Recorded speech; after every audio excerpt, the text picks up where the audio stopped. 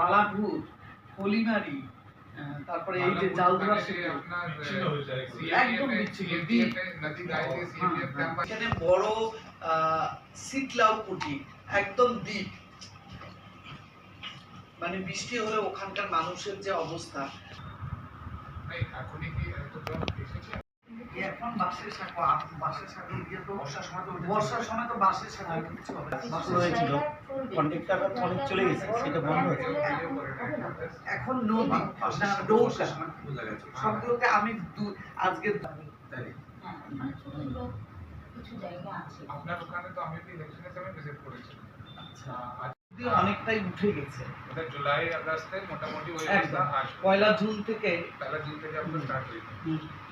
ছাত্র থেকে শুরু করে সবাই এসেছে, সবাইকে বলে বললাম যে এবার বলছিলাম যে ভিত্তিগঞ্জে অন্তত দৌড়ানো থেকে শুরু করে বেশ কিছু ফেন্সিং সীমান্ত রয়েছে, সেই জায়গায় কি সিদ্ধান্ত জমি দেওয়া হচ্ছে? দেখুন, মেদিনীগঞ্জ বিধানসভা পুরোটাই বলা চলে সীমান্তবর্তী বিধানসভা, এবং তার মধ্যে সেখানে আর একটা বড় সমস্যা হচ্ছে আঙ্গারপোতা দহ গ্রাম। চারদিকটাই হচ্ছে ভারতের মানে ভূখণ্ডের ভিতরে এবং চারদিকেই খোলা।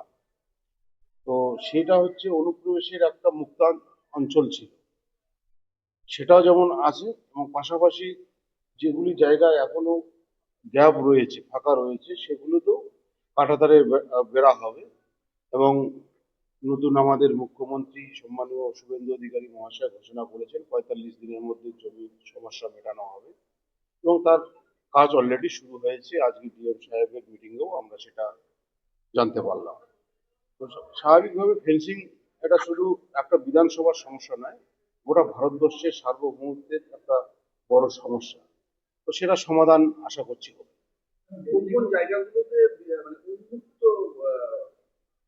আপনার ধরুন কুশলিবাড়ি জিপি, বাগডোগরা ফুলকাটাবি জিপি, পারমেকলিগঞ্জ জিপি, দেওয়ানগঞ্জের একটা অংশ এবং হেমকুমারী, তার সঙ্গে চাংরাবান্ধা জিপি, বেশিরভাগটাই তো মানে কিগঞ্জের সীমানা, মানে সীমান্ত অঞ্চল।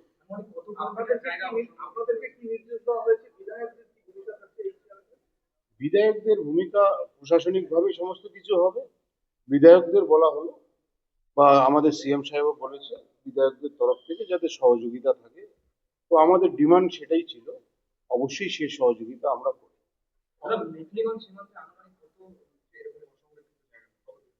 টোটালি 50 কিলোমিটারের উপরে আছে। নদী জলাশয় আছে, অবশ্যই আছে। তিস্তা নদী রয়েছে, ধল্লা নদী রয়েছে, সানিয়াজান নদী রয়েছে। সেগুলো দেখছেন, গভর্নমেন্ট দেখবে সেগুলো। মেঘলিগঞ্জ পৌরসভা নিয়ে দেখা গিয়েছিল দুর্নীতির অভিযোগ বারংবার এসেছে, সেখানে কি সেই বিষয়টা কি দেখা হবে? অবশ্যই, একদম দুর্নীতির সঙ্গে কোনোভাবেই আপোষ না, জিরো টলারেন্স আমরা দেখছি। মেঘলিগঞ্জ পৌরসভা শুধু নয়, হলদিবাড়ি পৌরসভা রয়েছে এবং গ্রাম পঞ্চায়েতগুলি রয়েছে। পাড়ার সমাধানের নাম করে 10 লক্ষ টাকা করে পুরোটাই উধাও হয়ে গেল। মেঘলিগঞ্জ পৌরসভায় কয়েকটি রাস্তা কাজ না করে বিল হয়ে গেছে। হলদিবাড়িতে কয়েকটি রাস্তা এবং ড্রেন কাজ না করে বিল হয়ে গেছে। গ্রাম পঞ্চায়েতের ক্ষেত্রেও তাই হয়েছে। তো স্বাভাবিকভাবে ধীরে ধীরে দেখতে পারবেন, এবং প্রত্যেকটা দুর্নীতির তদন্ত হবে।